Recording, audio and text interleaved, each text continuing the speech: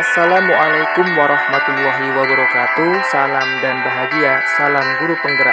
Perkenalkan, saya Rusman, calon guru penggerak angkatan 11 Kabupaten Asahan.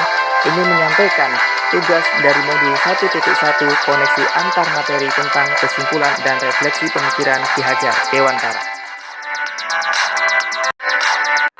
Sebelum saya mempelajari modul 1.1, pembelajaran yang saya lakukan biasanya saya hanya mentransfer materi pelajaran saja. Karena saya juga menganggap bahwa ketuntasan dalam menyampaikan materi itu lebih penting ketimbang memahami karakteristik murid. Selanjutnya, biasanya saya hanya melihat nilai murid dari nilai kognitif saja, misalnya saat mereka mengerjakan tugas atau ulangan harian. Jika nilai murid sudah mencapai KKM, maka saya menganggap bahwa pembelajaran tersebut sudah berhasil. Saya juga beranggapan murid sebagai objek pembelajaran, sehingga pembelajaran hanya berpusat pada guru atau yang disebut dengan teacher center. Saya juga tidak peduli apakah murid benar-benar paham tentang materi yang diajarkan atau tidak fokus.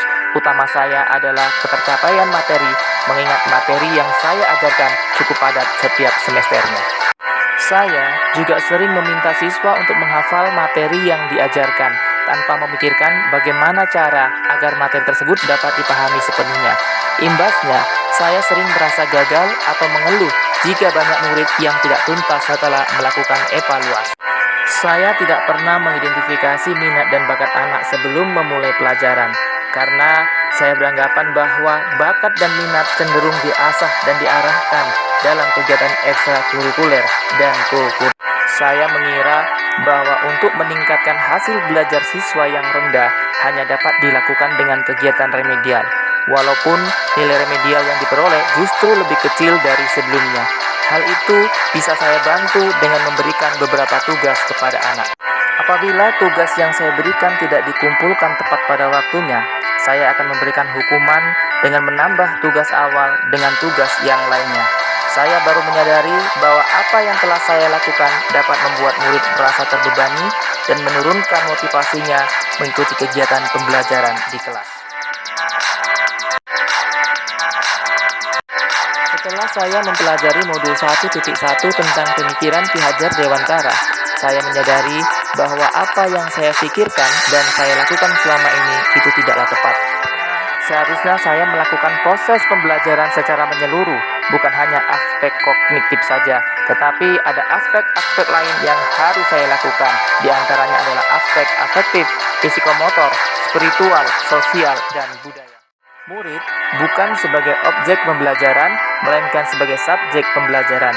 Artinya, murid memiliki kebebasan untuk berekspresi, mengemukakan pendapat, dan berkreasi sesuai dengan metode atau model pembelajaran dan media yang tepat. Guru seharusnya sebagai fasilitator dalam proses pembelajaran. Guru pun harus ikhlas, penuh kesabaran, dengan segala ketulusan hati agar terwujud pembelajaran yang menyenangkan dan berpusat. Selain daripada itu, saya harus mempelajari karakteristik murid. Setiap anak dilahirkan dengan kelebihan dan kekurangannya masing-masing. Saya harus menghargai setiap karakter murid dengan memberikan kesempatan untuk mereka tumbuh sesuai dengan kodratnya. Saya menyadari bahwa zaman sudah berubah. Murid kita sekarang adalah generasi Z yang hidup di tengah-tengah kecanggihan teknologi. Saya juga menyadari saya bukan satu-satunya sumber belajar bagi mereka. Banyak sumber belajar lain yang bisa dimanfaatkan sesuai dengan minat dan bakat murid. Namun, saya berupaya untuk selalu menuntun mereka sebagai fasilitator dan menempatkan murid menjadi subjek dalam pembelajaran untuk mencari dan membangun pemahaman. Saya tidak boleh hanya berfokus pada kemampuan kognitif saja, tapi juga harus dapat mendampingi murid mengembangkan kemampuan sosial emosionalnya. Dengan memahami filosofi pendidikan Ki Hajar Dewantara, saya mulai merencanakan pembelajaran sesuai dengan kebutuhan murid dan membantu murid menjadi manusia yang merdeka. Murid sebagai individu yang unik, berbeda satu dengan yang lain, berhak mendapatkan tuntunan yang tepat sehingga murid dapat mencapai keselamatan dan kebahagiaan. Yang dapat segera saya terapkan dalam pembelajaran di kelas antara lain dengan merancang pembelajaran yang interaktif dan menyenangkan dengan melibatkan murid sesuai metode student center. Saya juga akan menerapkan pembelajaran abad 21 yang sesuai dengan pemikiran Ki Hajar Dewantara, yaitu berpikir kritis, kreatif, komunikasi, dan kolaborasi dengan berpegang teguh pada konsep memerdekakan. Saya tidak akan lagi melakukan pembelajaran yang menuntut, tetapi justru saya akan menuntun, sebab tugas guru adalah memberi tuntunan atau arahan yang baik kepada murid, berusaha menjadi teladan yang baik bagi murid dalam perkataan maupun perbuatan. Dengan menjadi guru yang berkarakter baik, murid akan meniru sehingga dapat menjadi murid yang berkarakter lebih baik lagi.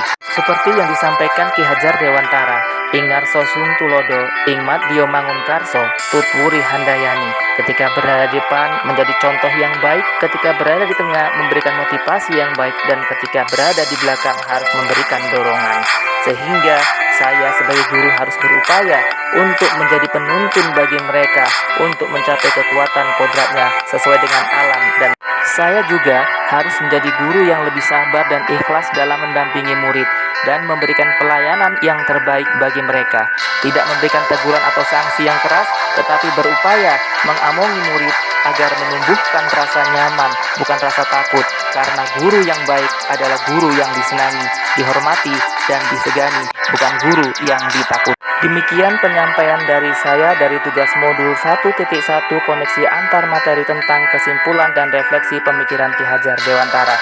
Terima kasih atas segala perhatiannya. Assalamualaikum warahmatullahi wabarakatuh. Salam dan bahagia. Salam guru penggerak.